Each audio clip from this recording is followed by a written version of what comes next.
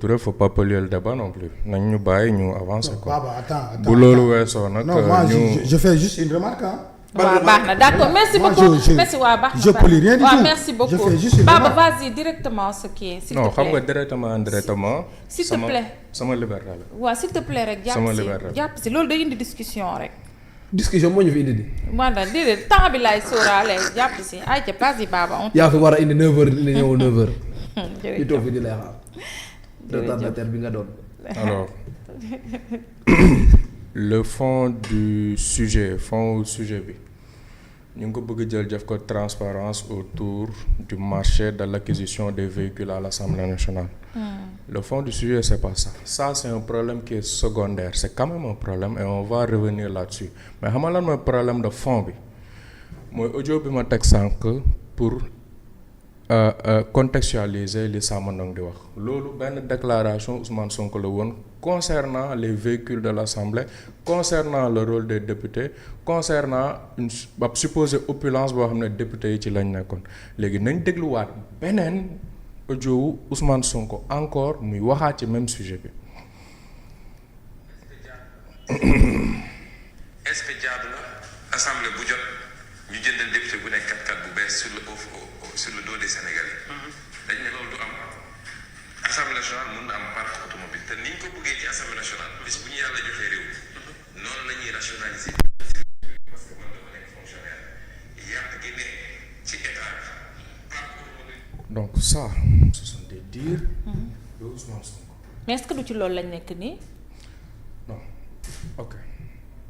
non dégg naa ko mais est-ce que du ci loolu lañ nekk nii c'est-à-dire que oto yi député yi moom mu ñu ko après service dañ koy delloo. waaw ma ñëw. parc automobile bi muy wax. boo xam ne amulul njëriñ benn njëriñ askan bi di ko jox carburant de tension bu ne loolu dafa war a jeex donc askan bi moo war a xippi waaye gis nga suñu assemblée gi xiiroo ngaayoo xeex taasuwante dañu leen di fay xaalis bu dul jeex jox leen ay oto loolu bokk na ci réforme yi mu njëkk a def jënd oto jënd 4x4 40 millions 50 millions jox ko député dafa war a jeex ci réew mi.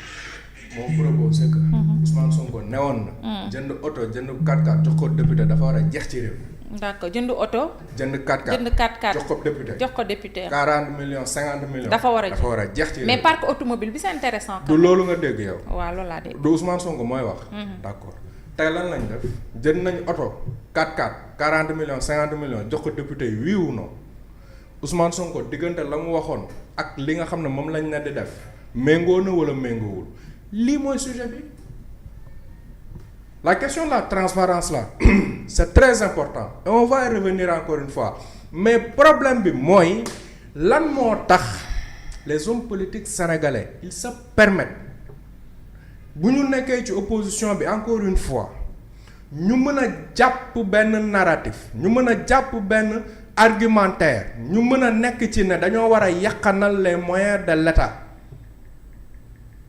après bu ñu jotee ci réew mi après bu ñu jotee ci assemblée bi après bu ñu amee tous les coups de franche pour mën a jooyanti pour mën a yaxanal les moyens de l'État duñ ko def la moo tax El Malick Ndiaye daan wax ni fonds yi nga xamante ne bi fonds c'est caisse noire nangam sangam bi président assemblée am moom moo doon wax de bi premier ministre bi am bi président de la république am dañ ko waratut am ba pare moom mu ñëw nekk président de l'assemblée Thierno Alassane Sall bi ñu xamal ne waxul sax waxu caisse noire ak fonds yi nga xam ne maîtriser wuñ ko mais indemnité de transport 600 millions ci loo xam ne ñoom si boppam les députés xamuñu nu mu demee la semaine passée nga dégg ku génne ne ab chef cuisinier bu ñuy fay 1 million waxuñu cuisine assemblée nationale en tout cas waxul loolu waxul réfectoire assemblée nationale waxul restaurant assemblée nationale chef cuisinier wu président de l'assemblée nationale 1 million de francs chaque weer wu dee. ñoo ko wax de ñun waxuñ ko. léegi ñun sénégalais yi ñu war a ñàkk fayda bu toll ni duñ leen fàttale lañ waxoon démb mais ñii. lii problème mu respect lay impliqué xam nga respect ci lan respect pour sa bopp yow d'abord yow miy wax parce que quand même nit ki booy wax war nga fexe la ngay wax méngoog la ngay jëf boo waxee démb dara tey defuloo ko yow sa bopp nga respecté wu ndax yaa ngi taxaw ci diggu penc mi quand même ngay gëmloo nit ñi loo xam ne gëmoo ko mais dernière législature bi la moo tax amuñuy véhicule à l'Assemblée nationale c'est parce qu'il y a une campagne médiatique waaw 10 ans ça 10 ans que waruñu am oto que ci opulence lañ nekk ci nangam loolu moo indi waxu indemnité de transport avant y avait un parc automobile loolu du woon sax lu nit ñi di débattre rek di naan dina am ak du am ak marché bi koy jox s'il n'y avait pas de sujet ou de discussion là-dessus c'est parce que loolu c'était un acquis pour l'Assemblée loolu la mësi fonctionner léegi yow tu es dans l'opposition nga ne d'accord ci loolu warta demee noonu mais man je suis d'accord dans les pays scandinaves les députés n'ont pas de véhicule de fonction boo demee Royaume-Uni députés amuñu véhicule de fonction ce sont des pays riches très développés ils ont les moyens mais ils ne le font pas waa léegi yow nga wooñu ci loolu ba ñu dégg la ba ñu ne lii kat dëgg la ba majorité ba Macky Sall moom majorité ñoom ci seen bopp ñu def seen autocritique jàpp ne lii kat dëgg la léegi ñun bu ñu jëndaat oto dañ jox député seen xaalisu transport ñu xool nu golo xam bootee doomam léegi yow nga wëlbatiku waat yow mi taxoon nit ñi génn ci jënd oto yow nga wëlbatiku waat jënd oto mais ñun la moo ñu dal ci réew mi ba pare après les gens ils parlent d'autres choses on parle de marché transparence man loolu noonu yëpp pour man ce n'est pas le sujet principal le sujet principal c'est que am na ay nit ñoo xam ne ñëw nañ jàkkaarloog sénégalais yi ne leen député war na am oto waruñ ko jëndal oto ñoom ñu ñëw jëndi oto ñoom yu cher nañ respecté sénégalais yi nañ respecté seen bopp nañ respecté seen kàddu nañ respecté seen idéologie nañ respecté seen logique jusqu'au bout boo ne da ngay rationaliser wala da ngay yaxanal doo jëndi oto yu 50 millions ki 40 millions doo ko def même bu jënd oto mënta ñàkk bu mënta ñàkk ba mënta ñàkk tu ne vas pas acheter des voitures à ce montant là mais sëñ bi ñun ci dëkk bi la ñu dëkk xam nañ li oto di jarul il faut que oto bu 50 millions pour nga mën a dugg ci àll bi sëñ bi nit ñi yaa ngi xëy ci àll bi chaque jour guddeeg bëccëg suba ak ngoon te amuñu oto bu 50 millions quand même. mais àll bi yow àll bi entre véhicule 50 millions yooyu ak L200 ban moo gën a jekk pour dugg ci àll. L200. on prend un exemple tout simple. mais nañu bàyyi seen xelu sénégalais yi ñuy foowee bëgg leen gëmloo ni boo amul oto bu 50 millions mënoo def sa liggéey c'est faux c'est pas vrai. L200 0 kilomètres Toyota mën nga ko amee 10 millions. pourquoi on va acheter des voitures 50 millions président assemblée bi ci boppam moom moo toog nañu dëkk bi matt mu tooy la ñu hérité amuñu yoruñu xaalis nga ne nit ñi da ngeen war a takk seen biir sénégalais yi du surtaxé tous azimuts foo jot dagg maa ngi dégg ñu ne cantine scolaire tamit dafa am daa am lu ñu fay dagg cantine scolaire. ñoo wëy ak tu te rends compte. nañu wëy ak ña xale ya fay lekk. non je veux dire tu te rends compte. cantine scolaire nga dagg fa ay gone après ngay jënd ay véhicules 50 millions. on ne sait pas encore le coût non whatever 40 millions 50 millions 60 millions L200 0 kilomètre 10 millions lay jar L200 0 kilomètre moo gën a mën a liggéey oto yooyu ñuy jënd. bokkul sax. on se connaît un peu en véhicule xam nañ ci tuuti. lu mën a yëpp te yemoon nañu ko yëpp. dama ne. je parle en connaissance de cause. Fadima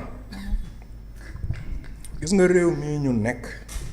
li ñu commencé dal man dama doon wax sax booba léegi Alzheimer la wala kii mais c'est devenu du déni dañuy gis dëgg gi nii bëgg koo éluder di jàll ci yeneen sujet nañu taxaw ci sujet bi laa ne sujet bi mooy encore une fois dama koy baamtuwaat ko le problème ce n'est pas waa assemblée dañoo am ay oto le problème ce n'est pas transparence non le problème c'est que ñi am majorité assemblée tey démb dañu newoon député yu waruñoo am oto surtout oto yu chéré noonu ñoom ñëw nañ toog ci nguur gi jënd nañ oto yu chéré noonu nee nañ ñu chef cuisinier wu président assemblée 1 million lañ koy fay par weer ab député wu majorité bu farek président l'assemblée bi moo ko wax indemnité de transport u 600 millions président assemblée bi Thierno Alassane Sall moo ñu ko wax nañ ñoom amuñ ci benn surveillance tu es un député de la république xamoo dara ci nan lañu octroyé non mais je sais pas ñun la moo ñu dal